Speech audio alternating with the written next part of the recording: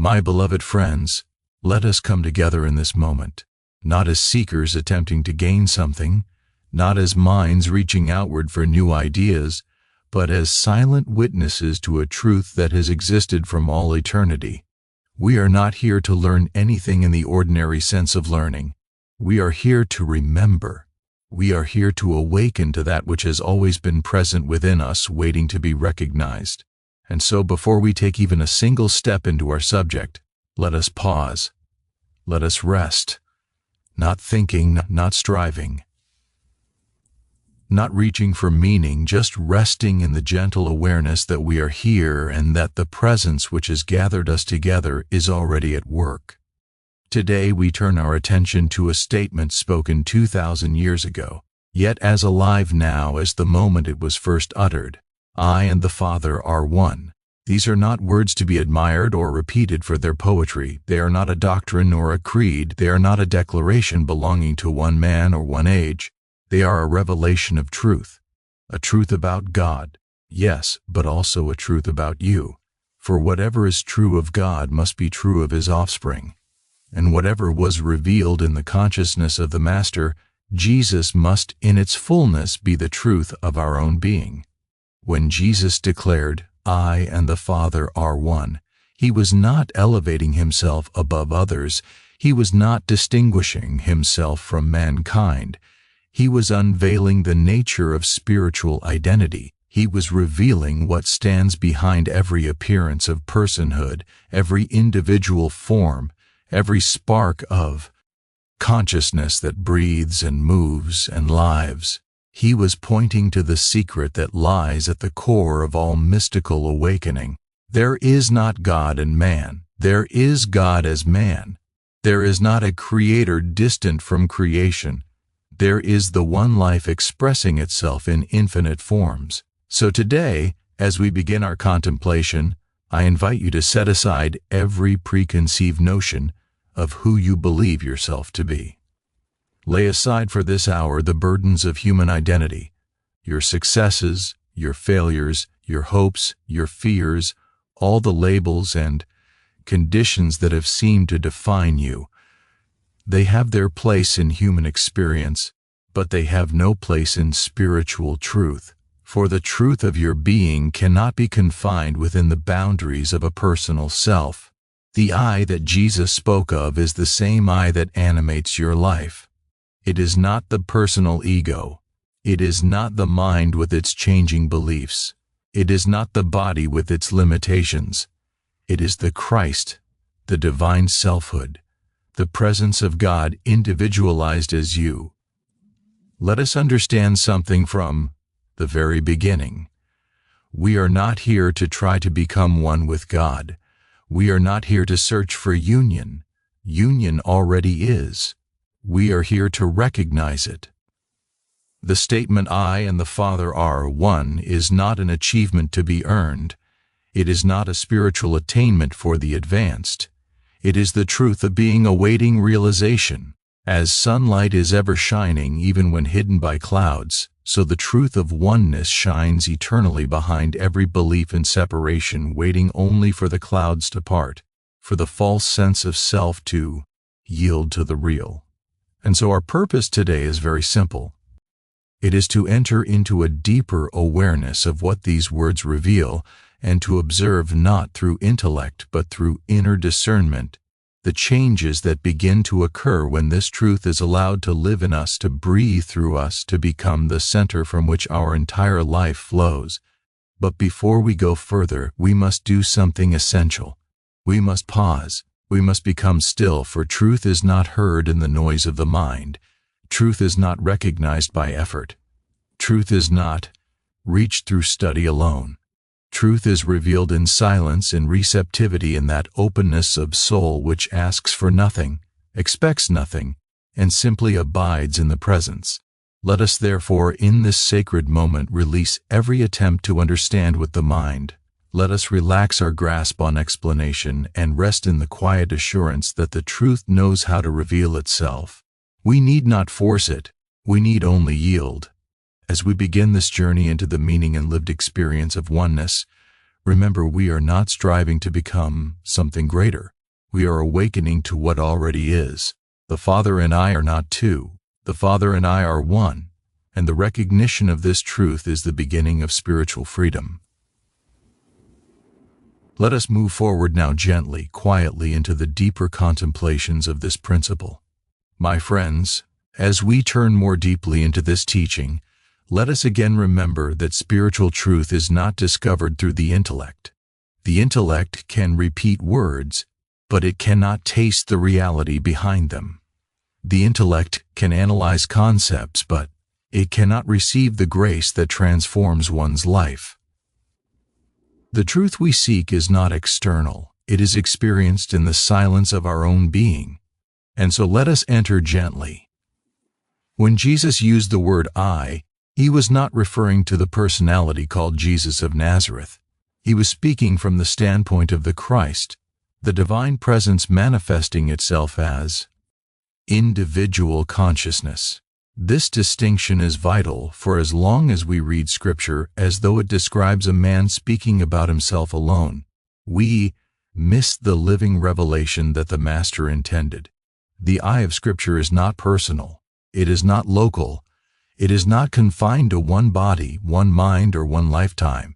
The I is the one self-expressing in infinite individuality, yet never divided, never separated, never fragmented. It is the life of God unfolding as the life of you, the life of me, the life of every living being. We may say my life, but life itself is one. We may say my mind, but mind itself is one. We may say my spirit, but spirit itself is one. What we individually express is not a separate source of being, but an individualization of the one infinite source. This is why throughout the infinite way I have reminded students again and again. You are not a person with a spiritual capacity. You are the infinite spirit expressing through a form called person. This shift is profound.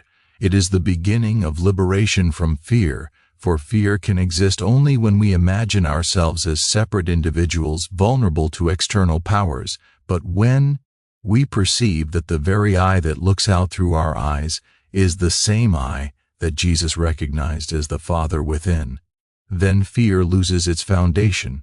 For how can the infinite fear the finite?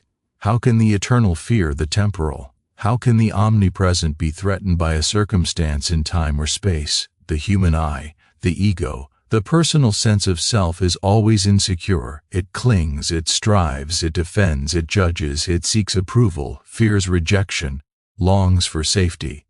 But this I is not the true identity. It is a passing shadow, a mental construct without divine substance. It is born of conditioning, memory, and imagination. It has no life of its own. The true I is the Christ. And the Christ knows no fear, no lack, no separation. The Christ is the quiet assurance within you that whispers, I am here. I am ever present. I am the bread, the light, the way. It is the one universal identity appearing as individual you. Let us pause again, not to think, but to sense, merely to sense. The I that is aware right now.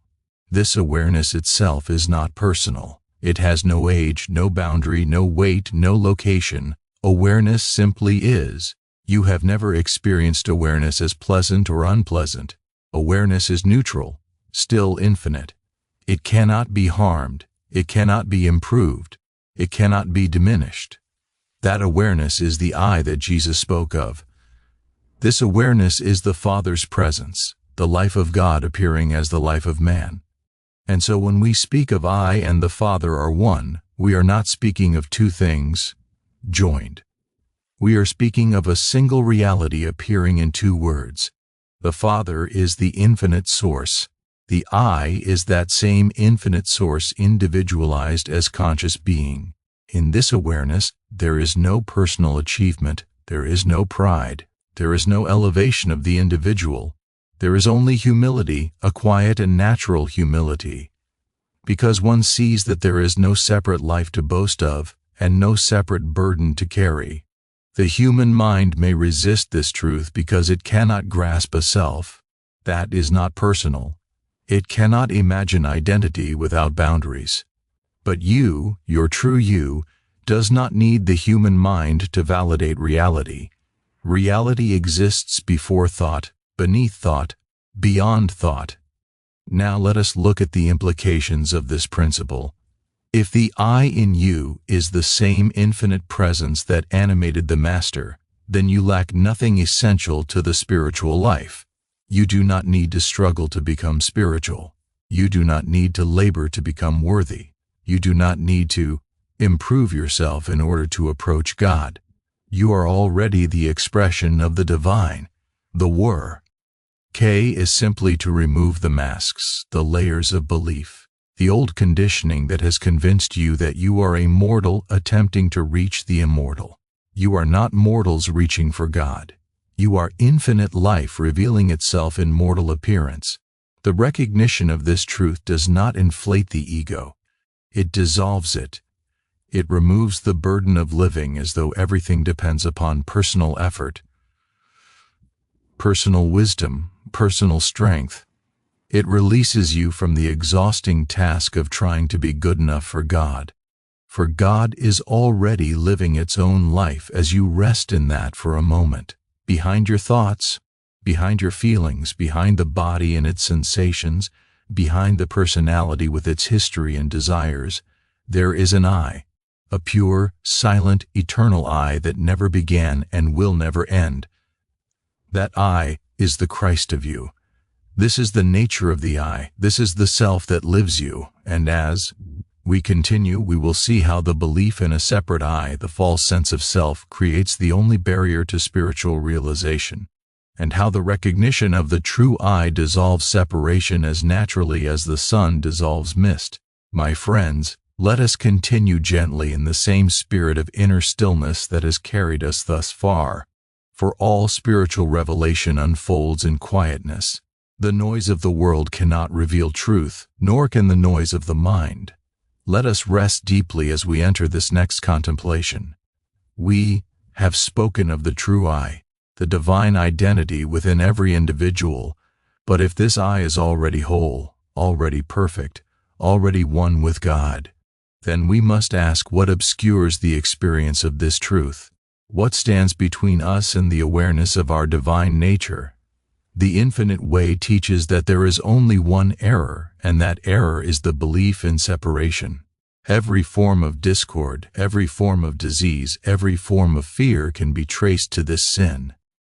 False assumption, the assumption that we exist as beings, apart from our source. This belief in separation is the root of all spiritual ignorance. It is the foundation upon which the entire structure of human suffering is built. For once we accept the idea that we are separate from the infinite, we must then inevitably live as though we are dependent upon something outside ourselves, dependent on people for love, on conditions for safety, on money for supply, on external agencies for healing. But all such dependence arises only because we have lost sight of the simple truth. The Father and I are one.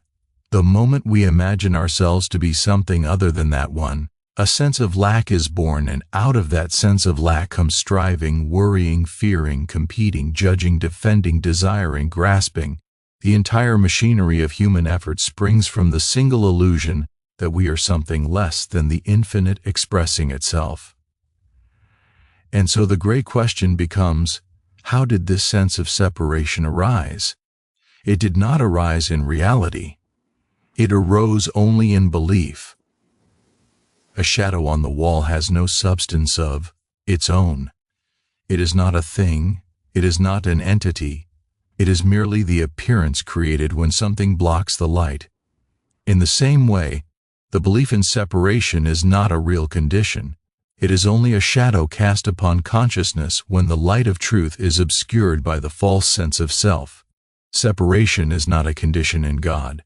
It is not a condition within you. It is not a condition within anyone. It is a misperception, a dreamlike state in which we imagine ourselves to be what we are not.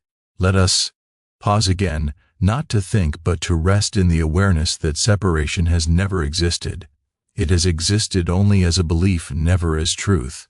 Once we see this, once we glimpse even faintly that separation is unreal, something begins to shift within us. We find that many of the fears that governed us begin to lose their authority. We see that we are not separate lives struggling to connect with God. We are God's own life expressing as individual being. We see that we are not isolated minds seeking truth. We are truth itself coming into awareness. We see that we are not disconnected branches straining to reach the vine. We are the very vine life appearing as branches. This realization does not come all at once. It unfolds gradually through moments of illumination, moments of silence, moments of surrender. But as it unfolds, the sense of separation dissolves. When separation dissolves, fear dissolves. For what is there to fear if the presence that formed the universe is the same presence that lives as your very consciousness? What is there to fear if the intelligence that governs galaxies is the intelligence that governs your unfolding? What is there to fear if the love that sustains all creation is the love that breathes you every moment? When separation dissolves, lack dissolves. For how can there be lack in the presence of the infinite source? How can there be emptiness where the fullness of God stands revealed as your identity? When separation dissolves, conflict dissolves. For conflict exists only between two imagined selves, yours and another's. But when the veil lifts and we perceive that the same Christ, the same divine consciousness stands behind every individual expression, the need to judge, to defend, to accuse, to protect the personal self begins to fade. We no longer look at appearances and call them reality. We see God where the human sees man. We see harmony where the human sees discord. We see the one where the human sees many. This does not mean ignoring the outer world. It means seeing through it. It means recognizing that appearances arise from consciousness, and therefore the only place of correction is within. We see attempting to fix shadows on the wall. We turn to the light that casts them. The belief in separation is the only falsehood. The recognition of oneness is the only truth. And the moment that recognition dawns, even if only for a breath, the soul finds rest. Let us pause again, and in this pause, let us let the truth permeate our being. There is no separation, none. I am not separate from God. I am not separate from divine supply. I am not separate from love. I am not separate from peace. I am not separate from life. I am not separate from the infinite. Whatever separation I believed in existed only as a dream, dissolving now in the light of awareness. As we move forward, we will discover how this dissolution of separation marks the beginning of a profound shift from living as a human, trying to be spiritual, to living as the spiritual identity that has always been the truth of our being. And now, my friends, let us move gently into the heart of the spiritual journey, that sacred transition in which the sense of humanhood begins to yield to the awareness of Christ's identity. Remember, we are not creating a new self. We are not attempting to improve the human. We are awakening to the self that has been present from the beginning.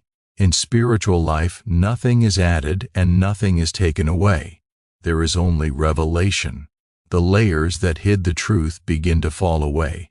And what is revealed is not a better human being, but the divine nature that always stood behind the human appearance. This shift is subtle. It is not accompanied by noise or display. It does not announce itself with fireworks or visions. It comes quietly the way dawn comes to the earth. One moment everything appears the same, and yet something has changed. A light has touched the horizon of consciousness. A stillness has entered the heart. A certainty begins to arise, not a certainty based on thought, but a certainty that comes from a place deeper than thought. In this stage, you may find that fear begins to lose its grip, even before outer conditions improve. You may discover that you no longer feel the old compulsion to manage life, to control outcomes, to direct every detail according to the mind's desire. Something within you begins to trust without knowing why. Something within you begins to relax even while circumstances remain the same. This is the first sign that the sense of humanhood is loosening. Humanhood lives by effort. Christ's identity lives by grace. Humanhood depends on personal strength. Christ's identity depends on the Father within. Humanhood fears the unknown. Christ's identity rests in the assurance of ever-present intelligence. Humanhood seeks God. Christ's identity recognizes I already and eternally am one with God. This shift is not a change in the outer way of living, but a change in the inner state of seeing. We begin to behold the world not through the lens of fear, but through the lens of truth. We notice that the world appears the same, yet something in us is different. The same day unfolds, but we are not the same person meeting the day. You will notice that you become less reactive. A circumstance that once aroused fear or anger now elicits a quiet awareness. This is not power. This is not cause. This is appearance. And without recognition, the appearance begins to lose its authority. The shift has begun. There is also a new capacity to observe the personal self without identifying with it. You may see irritation arise or sadness or worry, and yet you know deep within that these emotions do not belong to the eye of your being. They appear, they move, they pass, but they do not define you. They are ripples on the surface of a great ocean. They are not the ocean itself. The human sense of me, with all its conditions, its memories, its insecurities, no longer. Air stands at the center of awareness. Something else now stands there. A presence, a life, a quiet depth that does not change with circumstances. This presence is not something you possess. It is something you are. It was always there, but it was obscured by the conviction that you were separate, limited, personal.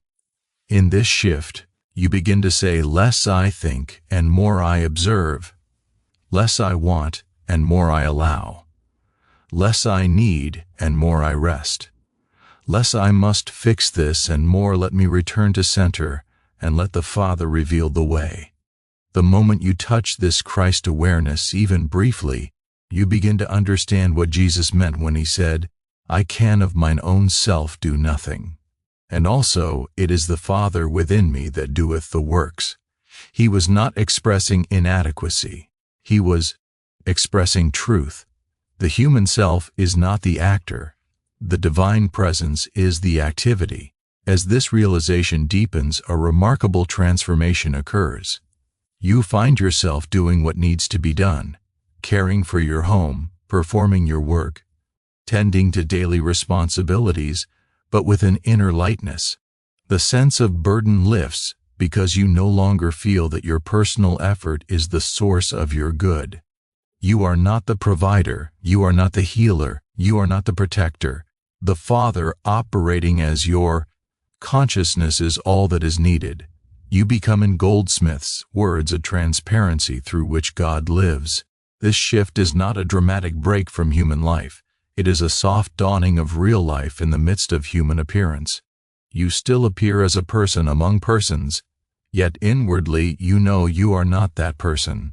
You are the Christ bearing witness to God's activity in a form called you. In this awareness and inner harmony begins to infuse your days. Peace arises where there was once tension. Assurance arises where there was once doubt. A gentle joy arises, not the joy of excitement, but the joy of being aligned with truth, the joy of resting in the One. This is the movement from humanhood to Christ identity, not a leap, not a sudden transformation, but an unfolding, a yielding, a softening, a remembering. And once the shift begins, it continues. Sometimes imperceptibly, sometimes with clear moments of illumination, sometimes with growing pains, but it continues because truth once glimpsed cannot unreveal itself. It draws us forward, gently, inevitably toward full realization. As we go on, we will see how this inner shift begins to express outwardly, not through effort, but through natural consequence. For when consciousness changes, experience must follow, and when the identity shifts from the human sense of self to the Christ within, life begins to reorganize itself around the harmony of the divine. And now, my beloved friends, let us look more deeply at what happens when the inner recognition of oneness becomes the foundation of our daily living. For spiritual realization is not a refuge from the world. It is the light through which we behold the world rightly. When we begin to know even dimly that the Father and I are one, a new rhythm enters life. The old patterns of striving and resisting begin to dissolve. The frantic need to control outcomes loosens its hold. We cease living as though the world outside determines our peace, our supply, our safety, our success. Instead, we sense that everything unfolds from the inner state of consciousness, and therefore the true work is always within. Living from oneness does not mean withdrawing from the responsibilities of daily life. It does not mean ignoring the appearances that arise on the horizon of experience. Rather, it means meeting those appearances with a different consciousness, with a consciousness that knows no external power, no external cause, no external authority. When a problem arises, the human mind instinctively moves outward. It looks for solutions, for remedies, for ways to fix what seems wrong. But when we live from the awareness of oneness, the first impulse is different. The outer appearance no longer commands our full attention. We turn inward, we become still. We recognize that the appearance has no power of its own, no substance except the meaning we give it. In that inward stillness we remember there is only one presence, one power, one activity, and that one is the source and substance of all that appears as my life.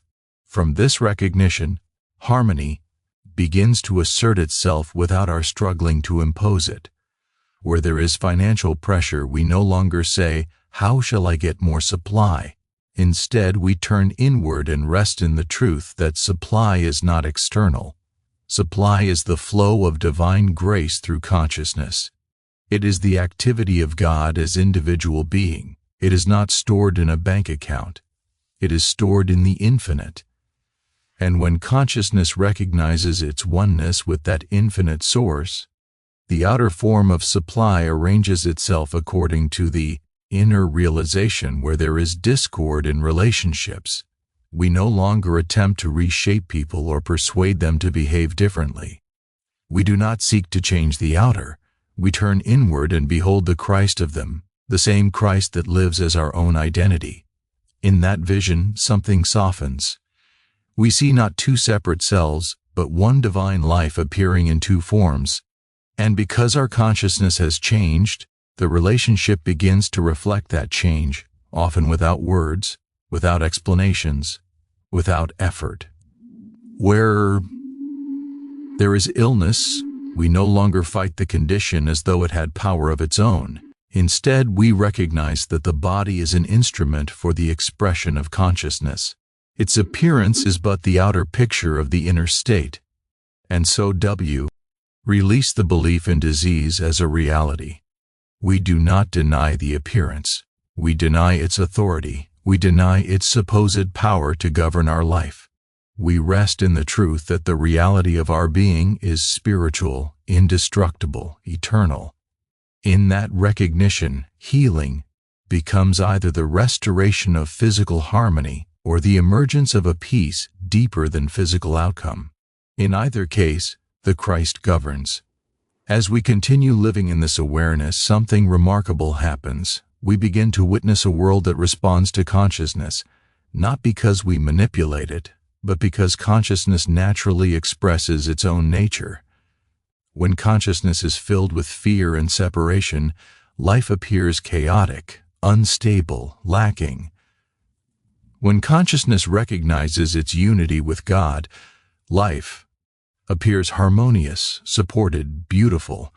Therefore, living from oneness means allowing the inner truth to shape the outer experience, not by deliberate effort, but by the nature of consciousness itself.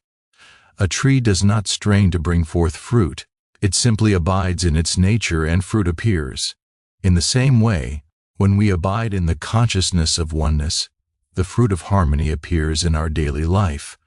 We find ourselves guided without thinking, inspired without planning, supplied without scheming. The right people appear. The right opportunities unfold. The right actions become clear, not through human reasoning, but through the quiet, steady activity of the inner presence that knows what we need before we ask. Living from oneness also means that we cease trying to make life conform to our personal desires. We no longer live from the standpoint of, I want this or I must avoid that. The personal will begins to dissolve, and in its place arises the willingness to let the divine rhythm govern our days. We trust that life knows how to express itself without our constant interference. In this way, oneness becomes not a principle we affirm intellectually, but a living reality. It becomes the way we walk through the world, the way we meet each moment. We respond not from habit, not from fear, not from the memory of past wounds, but from the quiet certainty that the presence within us is the same presence guiding all creation. And as we deepen in this awareness, we discover something even more profound. We are no longer living life. Life is living us. We become instruments through which the infinite expresses its harmony.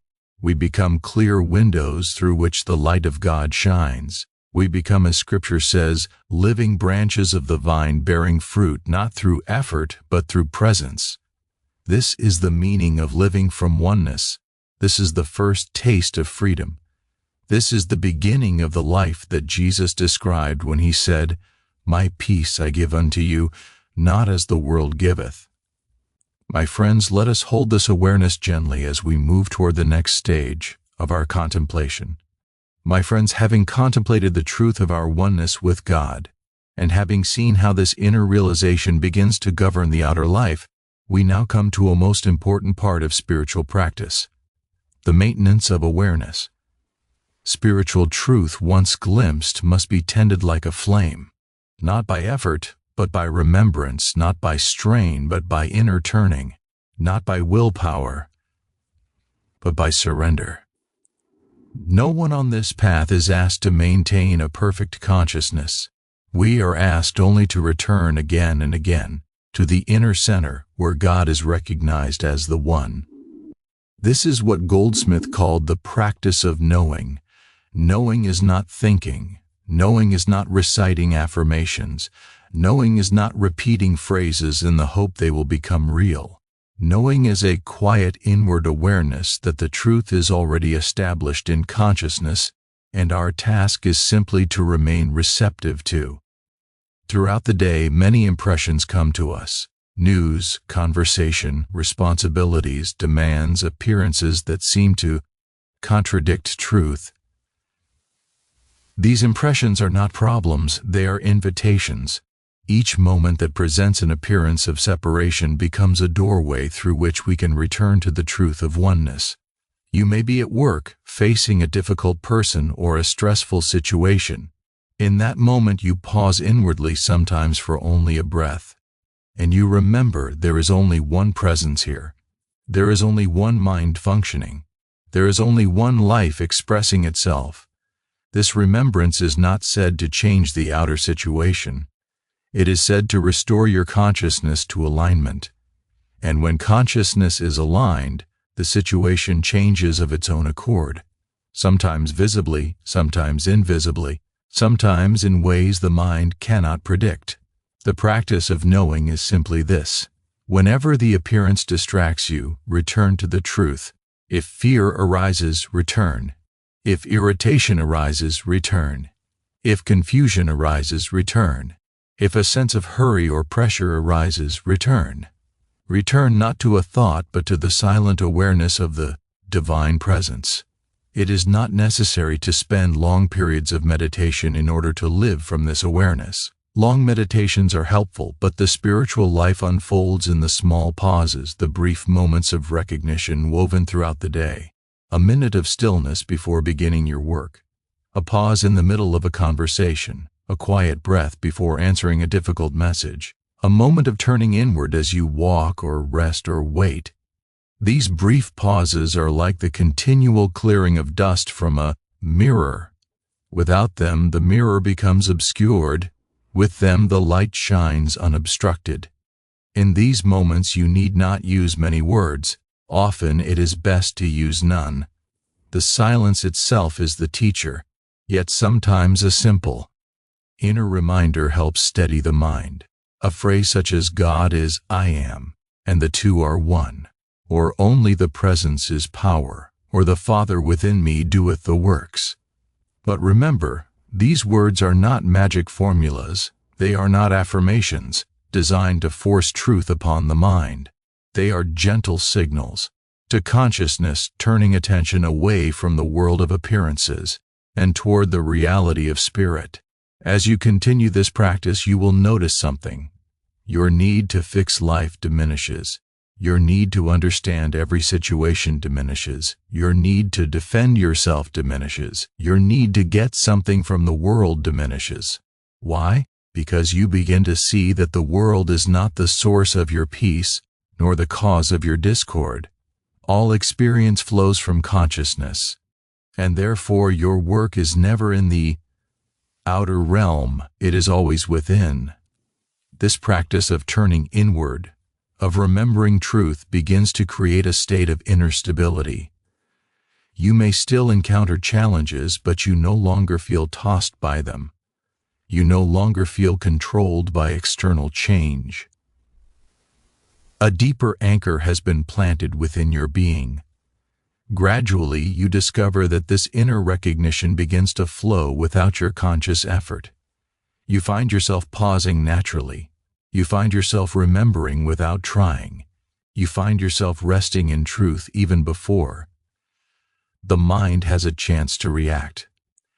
At first, the practice feels deliberate. Later, it becomes spontaneous. Eventually, it becomes the natural state of consciousness. This is the fruit of grace unfolding through you. There may be days when you forget. There may be moments when appearances seem overwhelming. This does not mean you have failed. It means only that another opportunity has appeared to turn inward again. Spiritual realization does not unfold because we are perfect. It unfolds because truth is perfect, and truth calls us back to itself again and again, gently, lovingly, with infinite patience. Therefore, let your practice be light. Let it be gentle. Let it be natural. Let it be a quiet returning, not a forced discipline. Let it rise from the heart's desire to rest in what is real. And as you practice in this way, you will begin to see how the divine presence, once recognized inwardly, flows into every corner of daily life, governing, guiding, harmonizing, revealing the peace that passes understanding.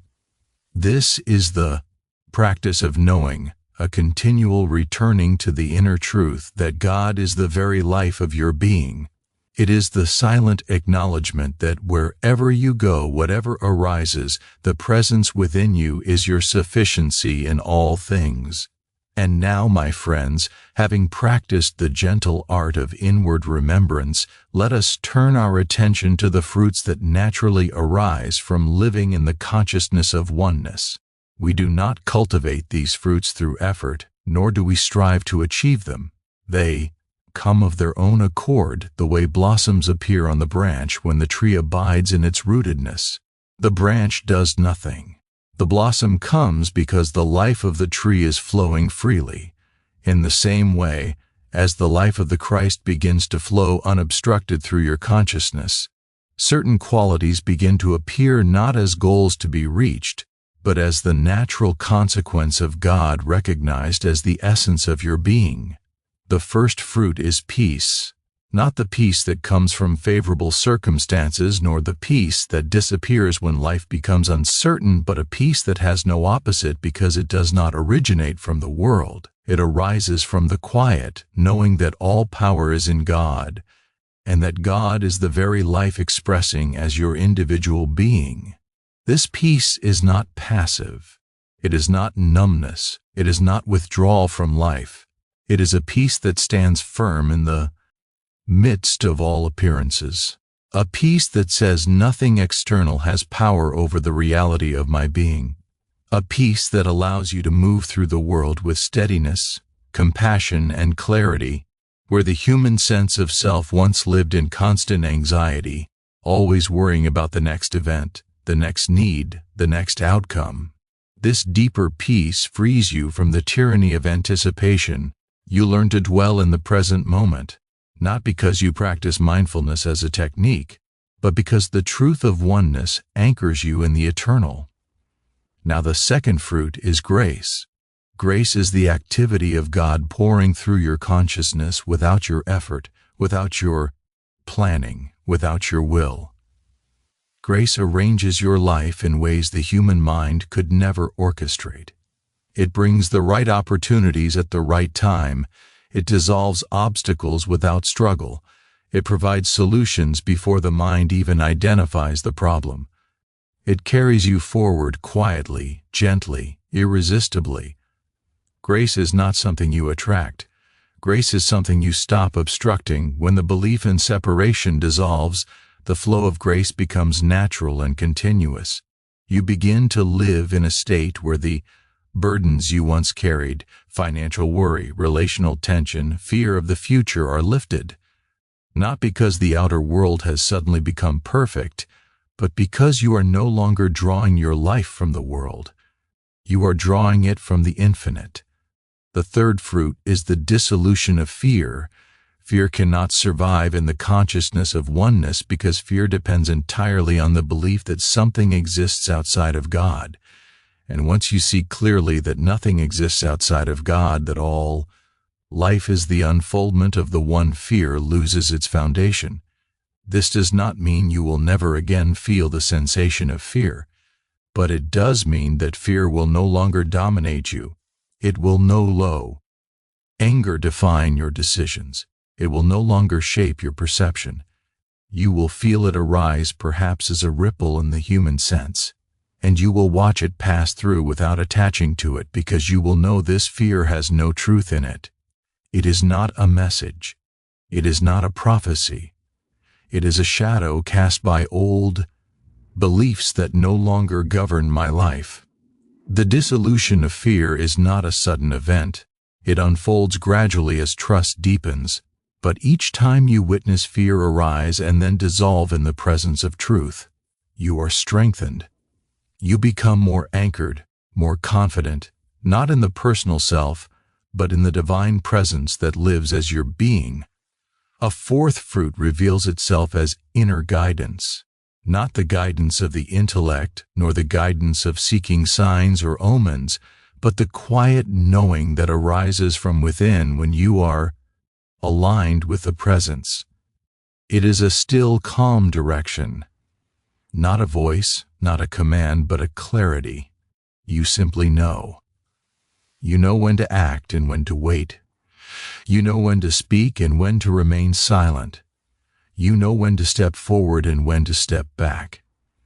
This inner guidance becomes the new rhythm of life, replacing the old habit of overthinking, analyzing, and worrying about the future. You discover that inspiration comes in perfect timing, without strain, without planning. Another fruit is compassion, not emotional sympathy, but the compassion that arises when you see the Christ in every individual. You see that their errors are not their true identity. You recognize that every person you meet is an expression of the same divine life that breathes you. This recognition births a new gentleness in you, a gentleness in your speech, in your reactions, in your judgments. The instinct to criticize begins to fade. The desire to be right begins to soften. The craving for personal recognition begins to dissolve. You move through the world OT as a human reacting to other humans, but as a witness to God expressing in countless forms, and finally a profound fruit emerges. Joy, not excitement, not temporary happiness, but a joy that has no reason because it does not depend on external conditions. It is the joy of simply being, the joy of resting in truth, the joy of knowing you are lived by the infinite, the joy of recognizing the presence as your very existence. This joy shines quietly from within, and others feel it even when you say nothing. It is the fragrance of spirit, the natural radiance of a consciousness no longer weighed down by the illusions of separation. These, my friends, are the fruits of oneness: peace, grace, fearlessness, guidance, compassion, and joy. Not goals, not achievements, but the effortless outflow of a consciousness aligned with the truth of its identity. In our next contemplation, we will explore how this realization expands outward, how the recognition of the divine I within ourselves naturally leads to the recognition of the same I in every individual we encounter. My friends, as we come deeper into this sacred journey, something beautiful begins to unfold. The recognition of our own divine identity, the I that is one with God, naturally expands outward, radiating into our vision of others. The inner realization cannot remain contained. It moves silently, invisibly into the way we perceive every individual we encounter. For the truth is this: there are not many I's. There is only one. There is only one life living itself through infinite forms. Only one consciousness appearing as this person, that person, and the one you call yourself. Only one I wearing countless masks of human personality. Once this dawn in consciousness, something profound happens. The old sense of me and them dissolves. The instinct to judge fades. The impulse to condemn evaporates. A new tenderness arises. A tenderness born from seeing the one Christ shining behind every face. At first you may experience this recognition only in moments when you look at another and suddenly see, if only for a breath, that the same divine presence living in you is the same presence living as them. This recognition may come unexpectedly, perhaps as someone speaks, or as you observe them working, or even in silence as you simply behold them. In that instant the veil parts. You no longer see a personality. You no longer see a history. You no longer see their flaws, nor their opinions, nor their behavior. You see only the light. You see only the Christ of them. And in that seeing, love flows effortlessly. Not emotional love, but divine love, impersonal, unconditional, eternal. This seeing does not require you to approve of everything a person does. It does not turn wrong behavior into right behavior. But it reveals something deeper, that behind the behavior, behind the mask, behind the story, there lives an identity untouched by time, unscarred by experience, forever whole. And when you see that identity, even for a moment, something inside you softens. The conflict you once held dissolves. The hurt loosens its grip. The sense of separation fades like a dream upon waking. This recognition is the foundation of spiritual healing, for you cannot heal another by attempting to change their outer condition. You heal only by seeing the truth of them, the self that never needed healing, the self that is eternally perfect. Goldsmith taught that spiritual healing is not the correction of a human problem. It is the unveiling of reality, and that reality is always the Christ identity in every individual. As this awareness deepens, you may find that your reactions to people begin to change. Those who once irritated you no longer hold the same charge. Those who once threatened you no longer seem dangerous. Those who once seemed distant now feel intimately connected, though no words are exchanged. Why? Because you are no longer relating from personality to personality. You are relating from spirit to spirit. The universal I is meeting itself through the form of another.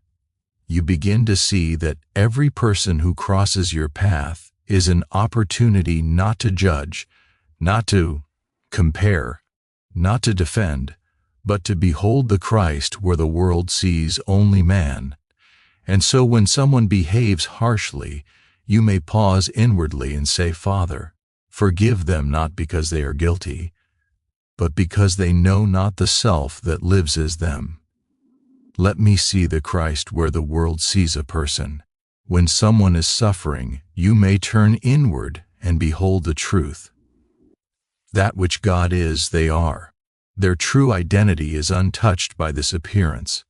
When someone is lost or confused, you may rest in the knowing, the same light that guides me guides them. There is only one mind, and it is their mind as well. This recognition does not require words. It requires only sight, spiritual sight.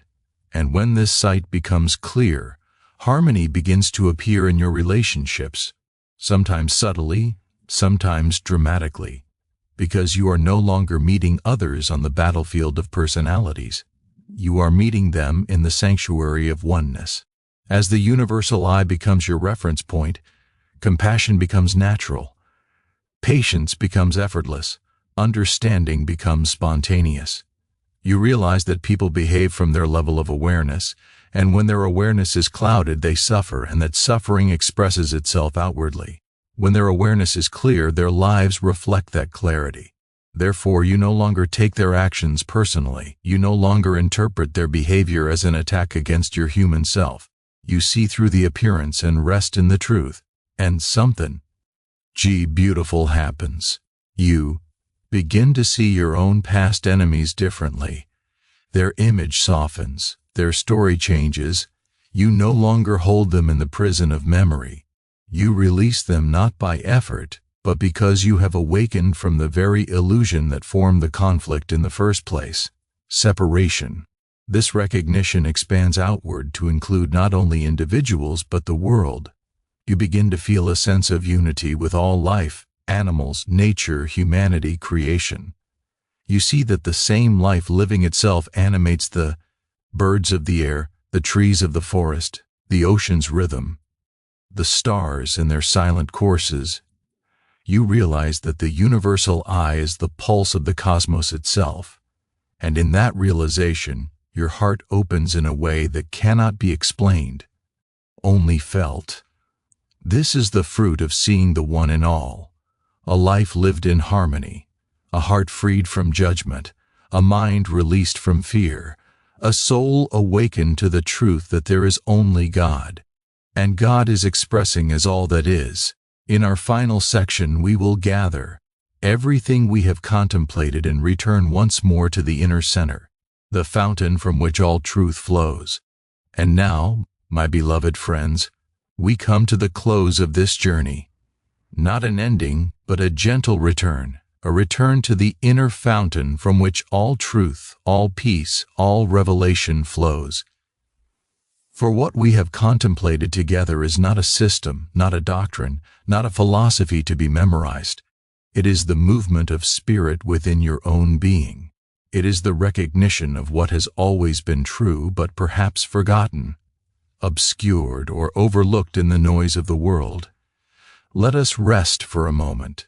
Let us allow the breath to settle, the mind to soften, the heart to open. We are not reaching for something. We are allowing something, allowing truth to rise from within. Everything we have spoken, oneness, the true I, the dissolution of separatio, the flow of grace, the universal Christ in all these, are not ideas to be held in the intellect. They are living realities waiting to be felt in the quiet chambers of consciousness. And so, as we conclude this teaching, I invite you to turn inward again to that sacred center where God is living its own life. As you feel for that presence, not as a sensation, not as an emotion, but as a quiet certainty, a gentle knowing, a subtle awareness that you are not separate from the infinite. If you listen now, you may notice that the presence has been here all along, waiting patiently behind your thoughts, behind your concerns, behind the movement of daily life. It waits for no achievement, no worthiness, no attainment. It simply waits for recognition. This presence is your true home. It is the source of your peace. It is the wellspring of your supply.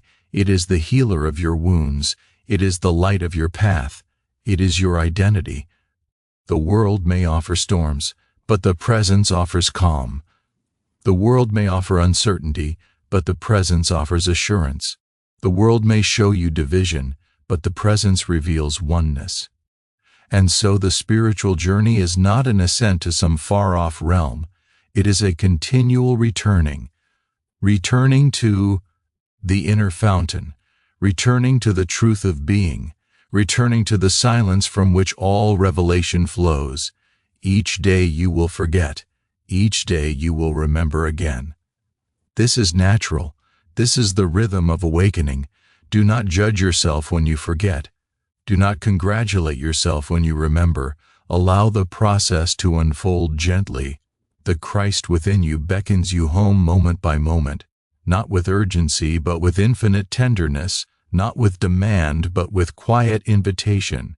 And as you respond to that invitation, even imperfectly, even hesitantly, you will find that life begins to take on a new quality, not because you have improved yourself, but because the self, your real self, has begun to shine through.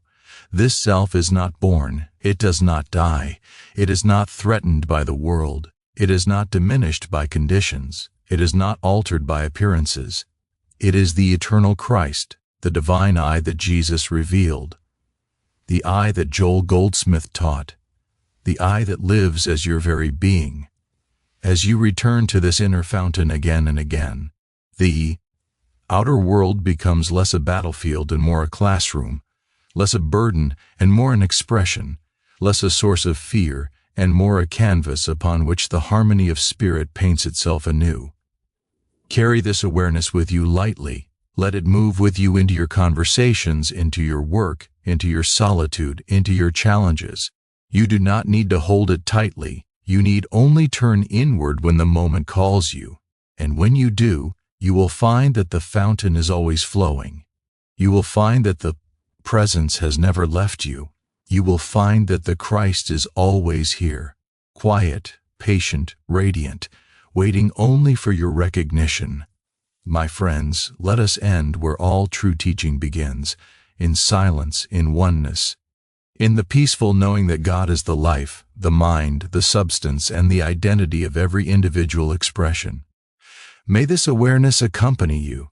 May it guide you, sustain you, and reveal itself ever more fully, not as something you seek, but as what you already are.